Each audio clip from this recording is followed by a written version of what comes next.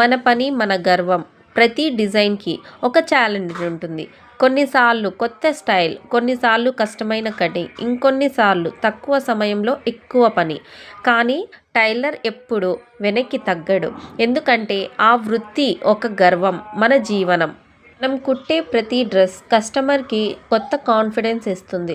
వాళ్ళు పార్టీకి వెళ్ళినా, స్టేజ్ మీద నిలబడ్డా, సెల్ఫీ తీసుకున్నా వారి వెనుక మన కష్టం ఉంటుంది, మన ఆర్ట్ ఉంటుంది. అందుకే టైలర్ అనేది కేవలం పని కాదు, ఇది పేషెన్స్, డెడికేషన్, ఆర్ట్ మరియు మనసులోంచి వచ్చే సర్వీస్. మన కళ్ళకి ఒక రెడీమేడ్ డ్రెస్ కనిపించవచ్చు, కానీ టైలర్ చేతుల్లోంచి బయటపడే డ్రెస్ వెనుక చాలా రహస్యాలు దాగి ఉంటాయి.